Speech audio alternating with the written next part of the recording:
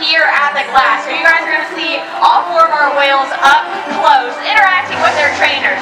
We're going to go ahead and show you guys all the different types of sessions, including play, that we do here at SeaWorld every day. Take it away.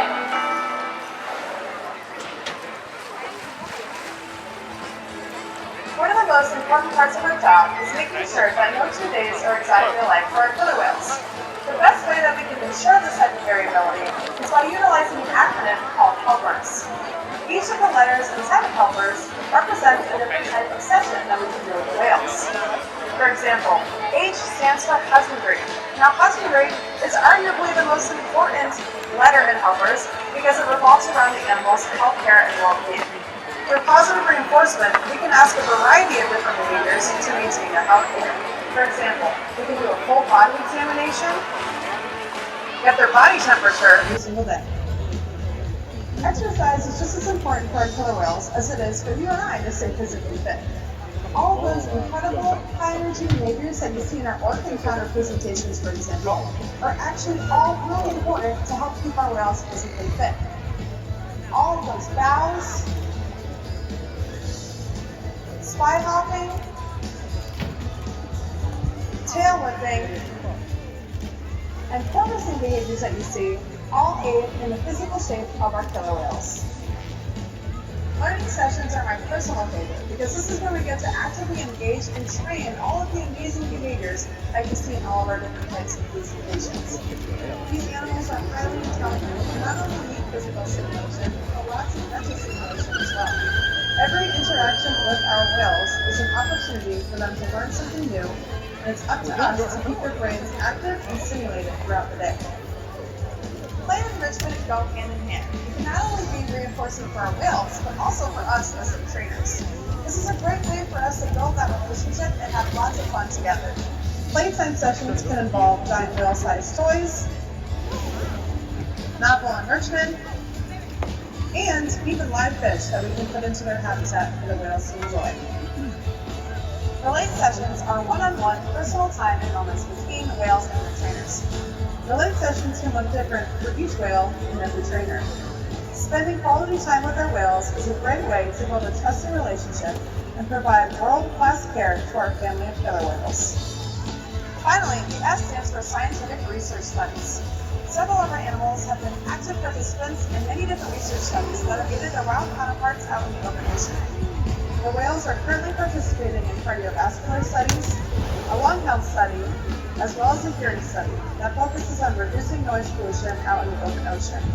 Not only are these studies great for conservation, but are great cognitive challenges for the animals. The HELPERS acronym allows us to make sure that every day is fun and different for our amazing family of killer whales.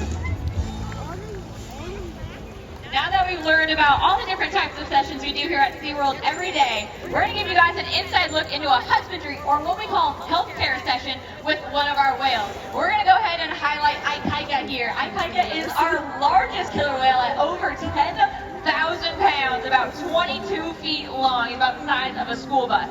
But today we're going to ask him to drink water. This is a novel behavior because killer whales, believe it or not, this is a weird concept, they actually don't drink anything. Killer whales, dolphins, they don't drink any water at all. It looks like they're swimming in blue Gatorade, nothing at all. They live in salt water, really weird concept, they don't drink anything. So they get all the hydration that they need from the things that they eat. So for the kids, it's kind of like thinking about sucking the water out of the things they're eating, so out of that fish. But for our whales, we can check their hydration levels through their blood and different measurements. So we can give these guys supplemental water to make sure they're nice and healthy and hydrated. So Ike here is learning a water pour, since it's not really super innate for these guys to swallow water. She's gonna add some ice cubes. Ice cubes are one of Ike's favorite things in the whole world. So he will gladly eat an ice cube. So we're gonna mix the ice cubes with the water to get them to swallow.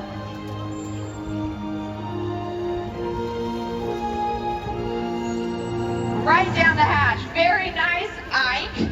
Now you'll notice they have 40 to 60 ice cream cone shaped teeth. But when we're giving them water and we're giving them fish, they actually don't use those teeth for chewing. They don't chew their food at all. They don't have the same gag reflex as we do. So they can just swallow those big salmons whole. It's like eating a little Tic Tac for them. So without that gag reflex, drinking that water and eating this giant old salmon, he can just swallow that whole. He'll probably chew it a little bit. He likes to bite it. But right down the hatch, he's done. This is really helpful because they don't want to have to spend valuable time chewing every single piece of their food when other food's getting away. So they want to be able to grab food, eat it right away, and keep on eating. So excellent job, Ike. He did an excellent job with his water pour. This is one of his new behaviors that he's learning. We're going to show you guys another behavior. This one is called a blow play or a chuff.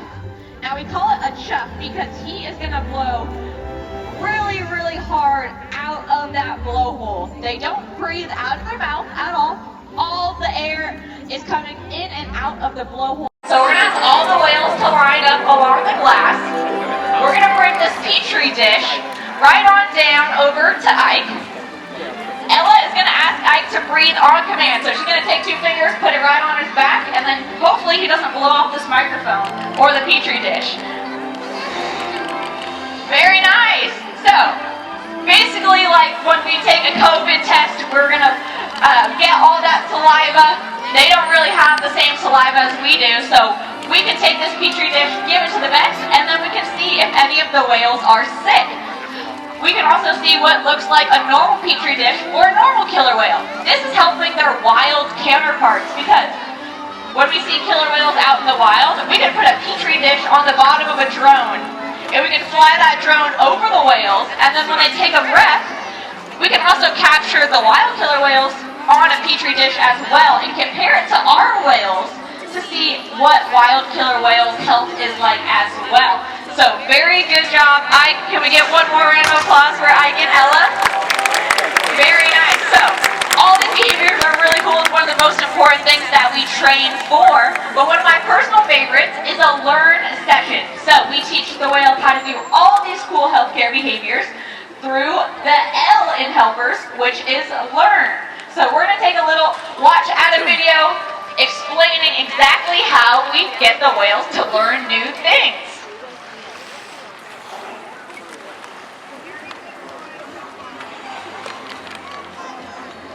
One of the most common questions we get asked here at Orca Encounter is, how do you train a killer whale?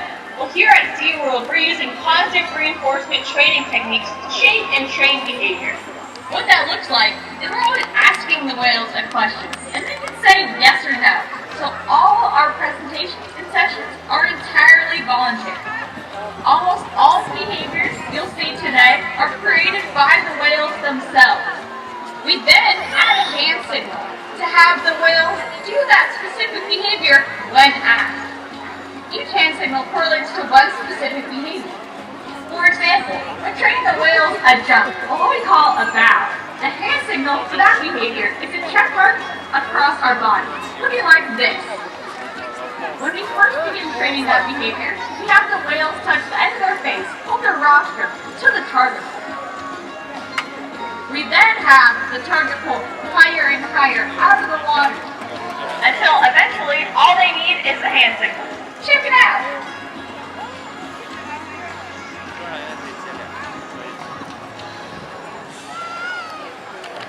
Alright guys, we're going to go ahead and take a deeper dive into learn, and you guys are going to get to watch a new behavior that Shouka is learning.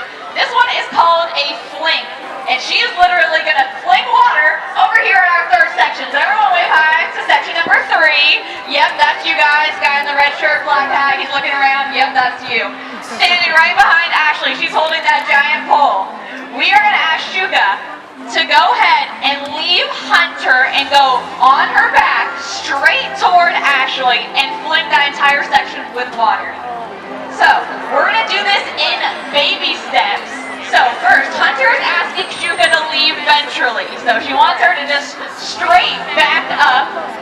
She already knows that behavior. She's going to back up toward the center. Now Hunter's going to ask her, hey, can you back up and do that same thing towards section 3? So she's mimicking Hunter.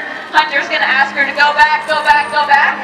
She already knows those behaviors, so we're building on these baby steps of things she already knows.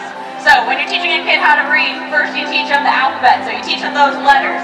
This is like a little letter for Shouka. She knows how to mimic us and just go back. Now we're going to teach her a word, so we ask you to go back on her back, putting these steps together until eventually we're going to put it all together in a sentence. Hunter's going to ask her to mimic, go back. Ashley's going to ask her to go right here and flip that water. She's going to, here's going to 3, 2, 1. Very nice, Shouka. Good job. Hunter's going to hook her up for that. Hunter blew this high-pitched whistle right when she flung the water. That lets her know, great job. That's exactly what I'm looking for. Come on back and get rewards. You want to go one more time? You're going to leave it there. The infamous one more. All right, section 3. Here we go again. Let's see if she can put it together.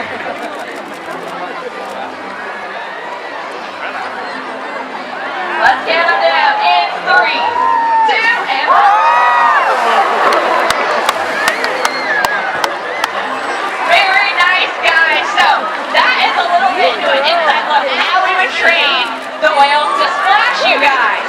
And that's how we can get them to ask them to go to certain sections. So if you ever see our 6 o'clock presentation of Orca Encounter, and we're like aiming for a certain section, the whales know which section they're supposed to go to based on what we're asking. Now the whales also think it's really fun. They created this behavior to splash you guys when you're out here. They really think it's fun to splash guests. So that's one of their favorite things to do during their presentation. Now we're going to go ahead and show you guys a cool aerial behavior with Corky. Now again, Corky is 60 years old. That is very impressive for a killer whale. But she is still one of the highest flying whales that we have. She always gives 100% to every single thing that she does. So she's working with my friend Samantha on stage. You guys look over here to our left-hand side of the pool. She's going to be doing a small jump, what we call a bow. Here she comes, 3, 2, 1. Now, Sam would like her to do that same behavior, but in the very center of the pool. So this is going to be a new behavior. We call it a center bow parallel to the stage. So we can always ask the whales to go to different parts of stage or in their habitat. Sam's going to ask her to put that together, so she wants her to do that specific jump. Instead of a back dive or a front flip or something like that, we're asking her to do that specific jump. So again, baby steps. First we're asking a small jump, and then we're going to ask her to do a small jump right over here on the right-hand side, and then we're going to put it all together. So here she comes over here to our right-hand side. 3, 2, and 1. And then we're going to put it all together. So she's going to do a small jump over here, and then hopefully a really big jump right in the center. So Sam's been working on this for only a couple months, and she's already got the hang of it. Sam asked her to jump, and then jump over there. Corky's got it. Here comes our small jump. She's going to combo these two things behavior, and then she's going to dive down almost 40 feet. You guys can see her down there until she comes up in a giant jump. Very nice, Corky! Let's go ahead and give a big round of applause for Corky and Sam. They've been working so hard on that behavior. Well, thank you guys for hanging out and getting to watch our really cool learn session. Now, our last session we're going to take a peek at is exercise. So, the whales learn at different speeds just like you and I. They're all individuals. But exercise is a really great way to keep them mentally stimulated, while learning is a great way to keep them overall stimulated as well. Now, we're going to have all 4 whales join us out here to send you guys off on a really cool exercise behavior. For you guys, it's going to be an awesome time to see high energy killer whale behavior and a really fun session. You guys ready? Ready!